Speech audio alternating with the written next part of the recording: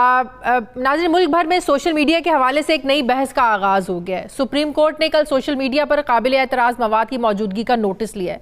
बुध को एक केस की समाअत के दौरान जस्टिस काजी अमीन ने रिमार्क्स दिए कि कोई यूट्यूब पर चाचा तो कोई मामा बनकर बैठ जाता है और अदालती फैसलों की आड़ में जजेस को शर्मिंदा किया जाता है। फौज, अदलिया और हुकूमत के खिलाफ लोगों को उकसाया जाता है।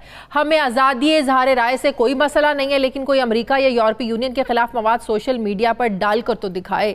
दौरान समाअत पीटीओ हुकाम ने अदालत को ये बताया कि हम सोशल मीडिया पर इनफरादी मवाद को नहीं हटा सकते, सिर्फ रिपोर्ट कर सकते हैं। जिस पर जस्टिस बशीर आलम ने रिमार्क्स दिए कि कई ममालिक में यूट्यूब बंद है, कई ममालिक में सोशल मीडिया को मकामी कवानीन के तहत कंट्रोल किया जाता है। अदालत उज़्मा की जानिब से इस रिमार्क्स के बाद पाकिस्तान में ट्विटर पर हैशटैग यूट्यूब बैन के साथ ट्रेंड करता रहा। जो मामला ज़ेरे बहस है वो ये है कि सोशल मीडिया पर पाबंदी लगाई जाए या इसको रेगुलेट किया जाए। इसमें कोई शक नहीं है कि सोशल मीडिया जदीद दुनिया की सबसे बड़ी ज़रूरत अब बनता जा रहा है। बच्चा हो या बड़ा, नौजवान हो या उम्र रसीदा, हर कोई इसे अपनी ज़रूरत के मुताबिक इस्तेमाल कर रहा है। वो खा यूट्यूब हो या कोई और वीडियो प्लेटफॉर्म हो। सोशल मीडिया तालीम भी देता है, तफरीह भी देता है। यहाँ से लोग तो रोज़गार भी कमा रहे हैं। दुनिया की कई कंपनीज ऑनलाइन जो है ना वो बिजनेस भी कर रही हैं। वो सोशल मीडिया के प्लेटफॉर्म को ही मार्केटिंग का एक बहुत बड़ा अब सोर्स समझते हैं, जरिया समझते हैं। हुकूमत का डिजिटल पाकिस्तान मंसूबा शुरू करने के पीछे भी यही एक सोच है कि हम जदीद दुनिया के साथ कदम से कदम मिलाकर चल सकें। लेकिन दूसरी तरफ देखा जाए कि तो इसकी आड़ में पाकिस्तान की नजरियाती असास पर हमला, किसी खास गिरोह को निशाना बनाना और कौमी इदारों के खिलाफ मनफी प्रोपेगेंडे की इजाज़त आखिर कैसे दी जा सकती है। डिजिटल पाकिस्तान की मुआविन खुसूसी तानिया इदरीस भी पाबंदी लगाने के खिलाफ है। पाकिस्तान में यूट्यूब जैसे सोशल मीडिया को आखिर रेगुलेट कैसे किया जा सकता है? क्या सोशल मीडिया को रेगुलेट करना मुमकिन है भी या नहीं, मैं बात करूँगी। मुझे ज्वाइन किया है साबिक प्रोसिक्यूटर नायब और मारूफ कानूनदान है राजा आमिर अब्बास साहब। अस्सलाम वालेकुम, बहुत बहुत शुक्रिया आमिर अब्बास साहब, आपने वक्त दिया। आमिर अब्बास साहब, इस हकीकत से तो इनकार नहीं है आजकल के दौर में कि सोशल मीडिया आज की ज़रूरत है। बल्कि आप अगर हम ये कहें कि आजकल तो लोगों का रोज़गार का ज़रिया बना हुआ है। आपको भी पता है लोग यूट्यूब से बहुत बहुत पैसा भी कमा रहे हैं।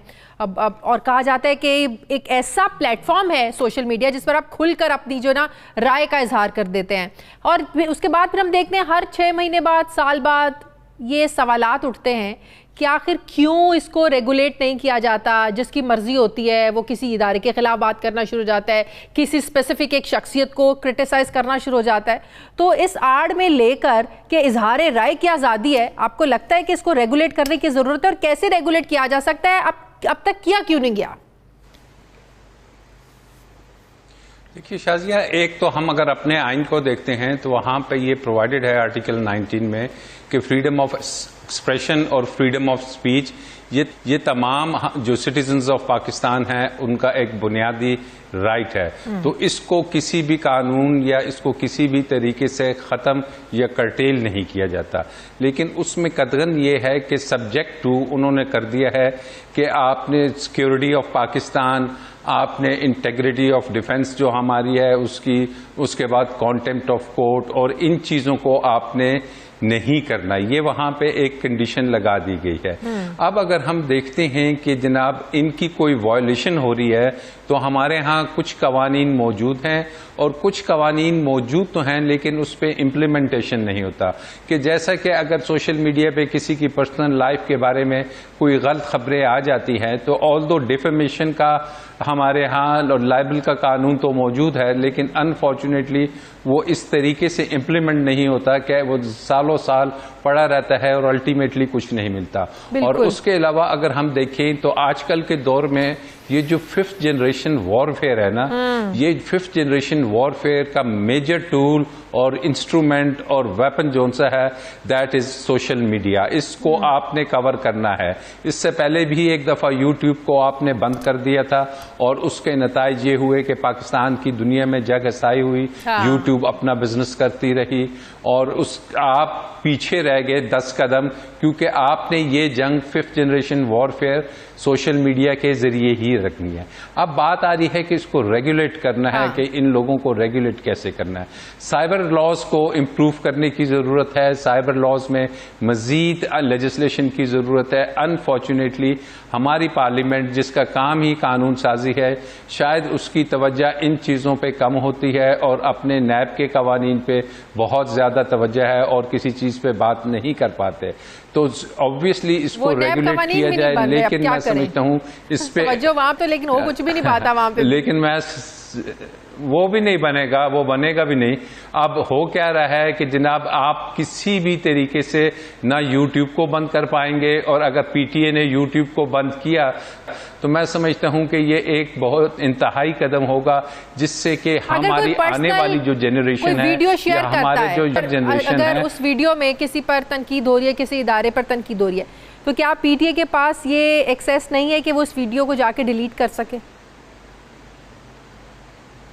बिल्कुल एक्सेस है वीडियो के। देखिए ना, पीटीए रिक्वेस्ट करेगा यूट्यूब के साथ भी, और यूट्यूब पहले वार्निंग देता है। फिर अगर वीडियो पाकिस्तान में यूट्यूबर बना रहा है तो यूट्यूबर को आपने अभी भी एक को बुला लिया, मतीउल्लाह को, तो इसी तरीके से अगर कोई यूट्यूबर बनाता है आप उसको बुला लें, उसको उन कवानीन के तहत ट्राई करें, आप उनसे पूछें। लेकिन अगर यक जुम्बश कलम आप ये कहते हैं कि यूट्यूब को बंद कर दो, इस सॉफ्टवेयर को बंद कर दो, तो ये चीज़ें हमारे, क्योंकि आप यूट्यूब को खाली किसी की तजलील के लिए यूज़ नहीं करते, that is a very small percentage, लेकिन यूट्यूब के जो फ़वायद हैं आपकी तालीम में, आपके बच्चों की एजुकेशन में, आपकी साइंस में, आपकी टेक्नोलॉजी में, आपकी मेडिसिन में, हर चीज में यूट्यूब का इस्तेमाल है। तो ऐसी सूरत हाल में जो हमारे आईटी के लोग हैं और जो हमारे पीटीए वाले हैं और जो हमारे कंसर्न गवर्नमेंट ऑफिशियल्स हैं, उनको चाहिए कि ये ना हो कि जब सुप्रीम कोर्ट कोई बात करती है तो उन्हें याद आ जाता है, उसके अलावा पूरा साल वो तनख्वाहें लेके बस बैठे रहते हैं। सोशल मीडिया को अगर आपने कंट्रोल करना है, उसके लिए अगर कोई वायलेट करता है तो आप कंपनीज को है ना जो फाइन कर देते हैं, जुर्माने कर देते हैं। तो यहाँ पे भी तो ऐसा हो सकता है, यहाँ पे भी आप जुर्माने कर दें, बजाय इसकी कि आप बंद करने की बात करें। देखिए, जुर्माने भी कर सकते हैं। इवन आप अगर कॉन्टेम्प्ट हो रही है, किसी जज के बारे में कुछ कहा जा रहा है, तो आप कॉन्टेम्प्ट के कवानीन आप यहां से बंद करेंगे, आप दुबई से शुरू हो जाएगा। असल में तो ये इशू ही शायद कोई यूट्यूबर दुबई में बैठा है और कोई उसने बात की, तो इंडिविजुअल अगर 2-4 बंदे ऐसा कोई एक्ट करते हैं तो उन्हें एफआईए के साइबर विंग के जरिए आप ट्रेस कीजिए, उन्हें पकड़ें, उन्हें कोर्ट में लेके आए और उन्हें सजा दीजिए। ऑल्दो के अभी तक कोई ऐसा ऑर्डर नहीं हुआ है, ये महज ऑब्जर्वेशंस हैं और सुप्रीम कोर्ट ने कोई ऐसी चीज नहीं कही है। और मैं समझता हूं कि अगर दोबारा बात हुई तो सुप्रीम कोर्ट कभी भी आजादी है राय की, क्योंकि वो तो प्रोटेक्टर है, वो तो प्रोटेक्ट करती है फंडामेंटल राइट्स को, आर्टिकल 19 को, तो वो कभी भी यूट्यूब पे किसी किस्म की पाबंदी नहीं लगाई। ठीक है, ओवर बिलिंग क्यों हो रही है? आप देखें ना, लोगों की शिकायत है, भाई बिजली आती नहीं है, बिल आ जाते हैं। दूसरा एक और इम्पॉर्टेंट चीज़, बारिश होती है तो के इलेक्ट्रिक जो है ना की कारकर्दगी जो है ना, सिस्टम जो है ना आप लोगों का और ज़्यादा एक्सपोज हो जाता है। बिजली नहीं मिलती लोगों को, लेकिन करंट लगने से लोग मर जाते हैं। तो इस सिस्टम को आप लोगों ने ठीक करना है। कैसे ये सिस्टम ठीक होगा? हर मॉनसून में हम देखते हैं ये मसला होता है, बिजली की तारें आपके पोल से गिरती हैं, पानी में करंट आ जाता है, लोग मर जाते हैं। तो ये जो गलती है, इसको किसने देखना है? आपने एक ही सांस में 2 मुख्तलिफ टॉपिक पे सवाल किया है, तो आप मुझे अलाउ कीजिएगा कि मैं दोनों को बारी बारी एड्रेस कर सकूं। देखें, सबसे पहले मैं इलेक्ट्रिक्यूशंस की बात करता हूं। जो इलेक्ट्रिक्यूशंस हैं, बेसिकली हमने इस मसले को बारहा हाईलाइट किया है कि देखें, अगर बारिश होती है तो हमारे इंफ्रास्ट्रक्चर के ऊपर जो है फॉरेन ऑब्जेक्ट्स यानी जो दरख्त वगैरह हैं वो गिर जाते हैं कभी कभार, और कुछ ऐसे एलिमेंट्स भी होते हैं जो कि हमारे कंट्रोल में नहीं होते, जिसमें सबसे बड़ा जो प्रॉब्लम है वो पानी के खड़ा होने का है। यहाँ पे कराची में बहुत सारे लो लाइंग एरियाज हैं, और हम लोग कोशिश करते हैं कि जब तक इदारे, जो मुतल्लिका इदारे हैं सिटी डिस्ट्रिक्ट गवर्नमेंट के, और जब तक वो पानी उस इलाके से नहीं निकाल देते, हम उस इलाके की बिजली ऑन नहीं करते हैं। लेकिन उसके साथ साथ एक और बड़ा इंपॉर्टेंट प्रॉब्लम है, वो ये है कि हमारे इंफ्रास्ट्रक्चर को इंक्रोच किया जाता है। हमारा जो हाई टेंशन वायर्स हैं वो, और जो हमारे पोल्स हैं, इसके अलावा हमारी सिटी के अंदर जो पूरा ट्रांसमिशन नेटवर्क है उनको इंक्रोच किया जाता है, उनके नीचे उनके साथ तारें बांधी जाती हैं, और अनफॉर्चुनेटली जब जैसे ही बारिश होती है, इलीगल स्विचेस का एक और प्रॉब्लम है, जो स्ट्रीट लाइट है वो हमारे पोल पे लगा दी जाती है, तो उससे ये होता है कि जब बारिश होती है तो कहीं ना कहीं करंट की लीकेज होती है, जो कि इन ऑब्जेक्ट्स की वजह से होती है जो हमारे सिस्टम को इनक्रोच किए होते हैं।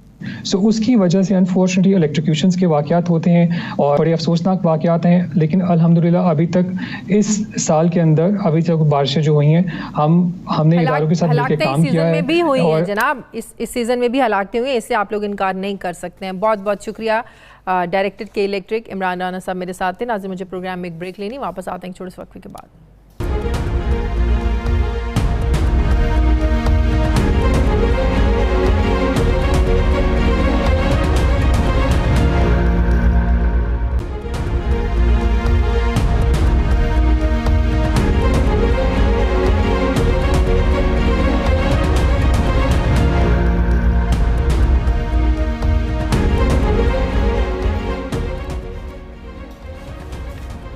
नाज़रीन, जिलहज का चांद तो नज़र आ गया, लेकिन चांद पर होने वाली बहस खत्म होती नज़र नहीं आ रही है। चेयरमैन मरकज़ी रोयत हिलाल कमेटी मुफ्ती मुनीबुर रहमान के ऐलान के मुताबिक मुल्क भर में ईद उल अज़हा 1 अगस्त बरोज़ हफ्ता होगी, जबकि वफाकी वज़ीर साइंस और टेक्नोलॉजी फवाद चौधरी ने 15 जून को ट्विटर पर यह ऐलान किया था कि वज़ारत साइंस और टेक्नोलॉजी के कैलेंडर के मुताबिक ईद उल अज़हा जो है ये 31 जुलाई बरोज़ जुम्मे को होगी।